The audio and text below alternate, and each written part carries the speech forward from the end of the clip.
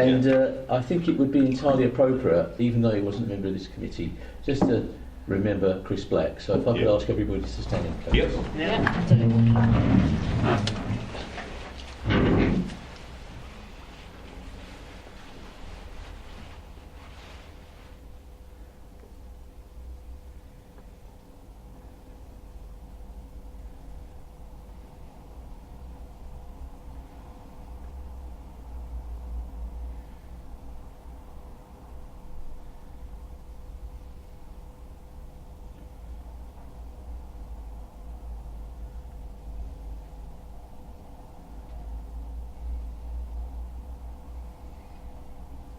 Thanks very much.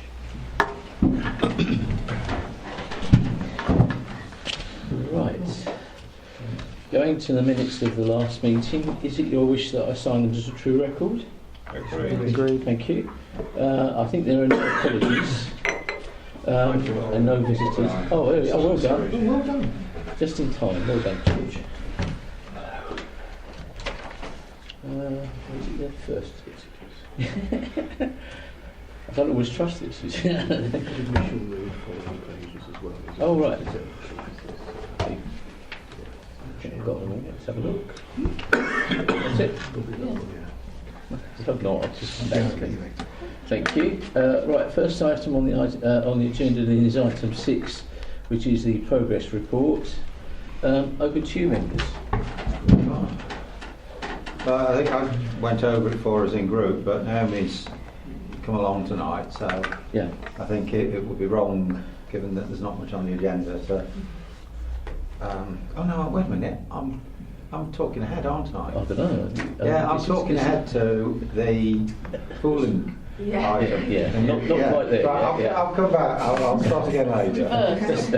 Reverse the tape, please. On what item ahead. Well, we've got 21 pages, members. The first one is about the public toilet strategy. I don't think there are any questions on that. Most of the stuff, if it's, as you know, in grey, it's done.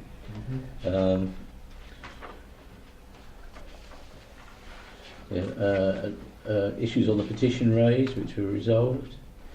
Annual review, refurbishment, construction of new public conveniences, which again is the toilets.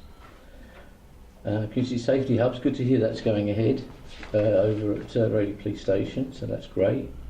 I don't know if you want to say anything about that at all. I mean, the only slight disappointment is that it's been delayed. Due to the police themselves having some health and safety issues relating to actually co-locating their staff with council staff. So it was originally due to start in July, and that's now been pushed back to December at the earliest. Well, it's earlier the better, obviously. Yeah. So it is slightly frustrating in terms of how that slipped, and that is down to the police just having extra issues that they need to rectify. Okay, thank you for that. Right, and then 6.15 we've got the asset review project options, which I think have been resolved.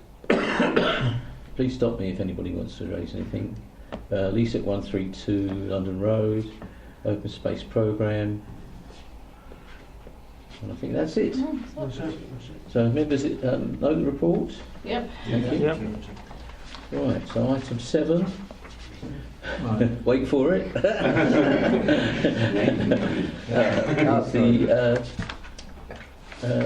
Greater Essex Business Rates Pilot. Right, thank you. Naomi has come, so I think it'd be wrong to not let her talk us through this item.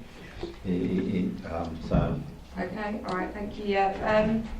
So this item is not for a decision as such. It's more for information. So it's about the Greater Essex Business Rates Pilot bid that's now been submitted as at last Friday. There was quite a tight deadline to get the bid in, so obviously discussions with Councillor Cutmore and Councillor Steptoe, we decided to press ahead and put forward our participation as part of that bid. One point to note that slightly differs from the paper is that unfortunately Thurrock decided to withdraw from the bid at the last moment, so rather than all 16 Essex authorities, it's ended up being the 15, so all of the districts, the county, fire, police and Southend, but so just not including Thurrock. So that was the bid that was submitted to DCLG. So just to sort of backtrack slightly on what the bid is actually about. So as you're aware, as a billing authority, we collect all the business rates across the districts, and we get to keep a share of those business rates. At the moment, Rochford is part of a pool with a number of Essex authorities, not all of them, but essentially that allows us to keep a greater share of those rates within the district, so it's a beneficial arrangement for us. And the pilot that the government's put forward, they're basically looking for what they call functional economic areas, to put forward proposals for 100% business rates retention pilot. So that essentially means that we would get to keep a greater share of our business rates. So basically all of the authorities, well, apart from Thurrock in the end, felt it was beneficial for us to be part of this pilot agreement. So yeah, we submitted that bid to DCLG, and we should find out around the time of the local government settlement whether we've been successful or not. If we are successful, it could be quite beneficial for us financially. We won't know exactly how much we'll get, because obviously it will depend on how much business rates we actually take. But it could be in the region of about £400,000 potentially. That would only be for 1 year initially, because the pilot would just be for 18-19, but there's the potential to extend it. And obviously the reason that the government wants to sort of pilot this arrangement is because they're looking forward to the future, and all local authorities becoming more financially self-sustaining from sort of 2021 onwards. So they're looking at ways to distribute funding via these sort of mechanisms. They're looking to learn from the pilot areas.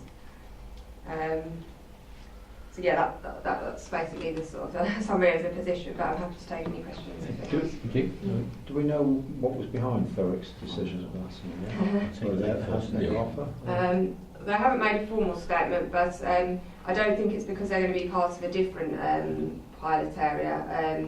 They're currently in a pool with Basildon and one of the London boroughs, but the London, all of the Greater London area is going to have its own pilot bid essentially, so they can't actually be part of that one. So we think it probably was for political reasons, but we haven't really, the officers involved were quite keen to participate, but I think it was a political decision at the last minute that they didn't want to participate, but we don't really have any further details at this stage of what that was. I was just thinking, I mean, that along with any pilot, we know that there will be certain burdens, but extra duties, shall we say, placed upon us, and perhaps they're shy of those, because we don't really know what they're going to be yet, do we? But if any, let's wait and see. And when I have a chance to speak to the leader there, I might find out. It would be good to find out. Yeah. When it comes to extra responsibilities, for the pilot, we shouldn't actually be getting any extra responsibilities at this stage. So the grants that they're sort of rolling into the arrangement are revenue support grant, which we won't get any next year anyway, and also rural services grant, which again we're not eligible for that grant. So but as a unitary authority, would it be the same for them as well? So they would have had probably some revenue support grants still, not very much, but a bit. But they still would have been financially better off unless something catastrophic happened. So I don't think it's probably for financial reasons that they chose to withdraw. Okay, interesting. Anyway, I'll take Simon, David. No, Simon asked the very question I was going to ask. Sorry, I beg your pardon. Sorry. That's all right, no.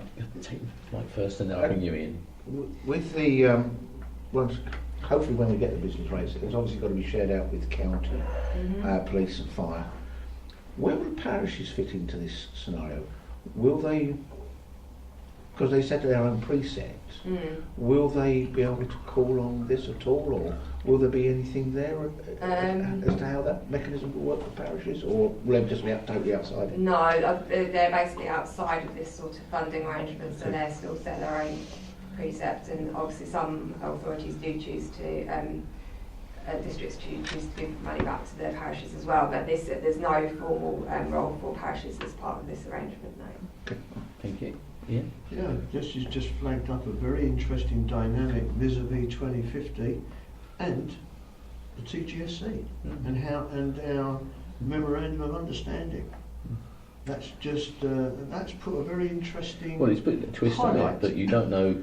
I've got no idea. It's pure conjecture, really, at the moment. Yeah, but you know, I mean, the moment she said Thurrock, I thought to myself, because they are looking to put in so many businesses and such like in there, It may well is be, is there a case where they are feeling that that's going to be the main bottom heavy area as opposed to a top heavy area, a bottom heavy area of business in, you know, going in, they will be getting the lion's share of the business rates and sharing it, whereas they want the whole pot themselves. It's sheer conjecture. I mean, if you think about Rochford as a case, I mean, we've got things like the airport, the business park. Exactly. But you we're know, prepared to. but you know, we still think we'll get more out of this. Yes, You know, yes, like Poole. indeed, indeed. And indeed, we were in a pool before as well. But you know, it's you know, I mean, as far as the agenda is concerned, you know, I can't see any problems at all about this, and No, not at you know, all. it's really just for noting anyway. But Yeah. obviously, we'll wait until we get the details in December, and there's usually a very short time, isn't there, in December before Christmas. Yes, So you usually can it's sort of- being quite late. Yeah, they always do that late. And I think I'm right in saying next year the accounts have got to be done a couple of months earlier as well, haven't they? Yeah, that's correct. Yeah, Yeah. early close down. So that next year's the first hard deadline where we have to get the accounts done. Yeah, as you say, by end of July rather than This is September. precepts, isn't it, for Yeah. parishes? Mhm. Yeah. So good luck with that. Yeah. But then it's no different, I suppose, than what you faced at Common County. It's a bit more complex, isn't it? So there you are. Yes, Wait, well, it's yeah, just everyone's wait, been it's trying to work to the earlier timetable for a couple of years now, Yeah. but not everyone's really been successful. I think maybe I think Basildon managed to do it quite early last year, but yeah, it's quite a challenge for everybody. Yeah, indeed. Right. Anybody else? No? Okay, in members' note report. Thank you very much. And the last one is for you, Mike, if I may, is the award for voluntary sector grants. It's great that we're being able to still do this as well. Yeah, and I think it's very welcome that we can continue this for this next financial year. I think there's a huge number of voluntary organisations in Rochford that have benefited from this in the past, and certainly I believe the appendix to this document lists the large number of organisations in Rochford that have received grants from Rochford Council via RAVs, and some of the excellent work that's taken place in this district. So I'm really pleased that we're going to be able to continue with this, albeit with a slightly different split now between revenue and capital funding. But I certainly welcome this report and the impact that it will have on our communities. Yeah. Did you want to comment on Simon? Yeah, just please on practical nature. Again, as Mike said, I think this is, as in difficult times, showing a great commitment to our local community and the people who work within it, to going over and above what many ordinary members of the public do. In terms of practicalities, what we're essentially doing at this moment in time is agreeing the process and the money. However, the formal allocation of the money will happen at budget, so that we do have that last bit of flexibility should some catastrophe happen. And I think it's important that it always is formally agreed at budget time, so that we do have that bit of movement. But the grants process will open fairly soon, and even the bigger organisations aren't looking at any sort of cut at this moment in time. Yeah, I think we do it early because of the impact assessment, don't we? Yes, but I think it would be wrong for us to be allocating next year's budget in advance of next year's budget being set. Indeed. And as a protocol, that's important. I know administratively the financial year is the financial year. However, let us say there was some sort of catastrophe and we couldn't do it one year, then it would be time when that would be announced, and other people would have to work to our timing. You wouldn't want to change anything. You wouldn't want to change it. No, okay, thank you. Ian, please. Yeah, just thank you very much, Chairman. I noticed that Hopeworks has got an allocation, and that's 8.7. I'm actually very pleased. That was last year. This was last year. Just We don't know what's going to go forward, but Yeah. I mean, in regards to Hopeworks, I mean, they've been very supportive of the work that's been going on in Francis Cotty in helping with white goods and things like that. Yeah. And you know, and I think again, they're working very, very closely, you know, with us to help out, especially the people who've been made homeless and trying to get them in. So, you know, I would hope just to flag up in people's minds with regard to the work that they are doing, and they're Well, I doing a think sterling that's job. perfectly right, and I think it's something that we need to make sure that we put on our website, because I mean Yeah. I've given stuff to Hopeworks, So, and yeah, stuff, yes, and they do a very good service, and they normally refurbish and then yeah, that's reissue, don't they? And there's quite a lot of stuff that they do work with, which I wasn't aware of at the time until I actually used them. So I think it's good. And there are other people like Sue Ryder and others that take goods, etc. Yeah. So I think, you know, there's, as far as those, shall we say, less fortunate or whatever are concerned, I think there are really good. And that could be part of what we're looking at here. I mean, Yes. it's all sort of contributing to the voluntary sector, and if we can Yeah. sort of lubricate that much better than we do, Absolutely. what's wrong with that? Yeah. But it's up to them to put a bid in, obviously, an appropriate bid, shall we say, to take it forward. So let's see how that goes. Yep. Right. Anybody else want to comment at all? Yes, please, George. Chairman, just to find out, what is the maximum capital amount? Has anyone found? 5. It is going to be 5. So we've got a minimum of 5,000 capital, and there's also the maximum. Well, Yeah. yeah. Well, see what the bids come in Yeah. at. You've got to spread the jam a bit, I think. Yeah. That's the Okay. thing. Yeah, you can't just have one or two bids. I mean, No, every bid will be judged on its merit, and an objective scoring system administered by officers in the first instance, and subject to review by a committee that I chair, which normally consists of the various group leaders. So there's a complete objectivity and fairness to I it. think the chairman normally takes part as well, doesn't she? I think that's from memory. Yeah. Yeah, and I think the chairman's chaplain used to take part as well. I think at one I time. don't recall that. Yeah, but I'm an old boy. I mean, I've been there a long time. But I think the other thing is that our community section does, Andrew Lowen's team, if you like, is not just about this either. It's about signposting to other grants that are available, things like CIF, Community Infrastructure Fund, etc. And I think that's a good use of resource as far as we're concerned. And remember, when you contribute to the voluntary sector, you usually get more out of it than you put into it, because you're gaining extra, you know, sort of the human element, shall we say, coming forward. But nevertheless, some of these things cost a little bit of money, so that's the way it is. So I think, as far as that's concerned, it works very well. And very often, some of those monies will attract other monies as well, so you multiply up your money. So, any other comments, please? Okay, members agree with the report? Agreed. Thank you very much. I think that ends the proceedings this evening. So thank you very much, everyone. Thank you.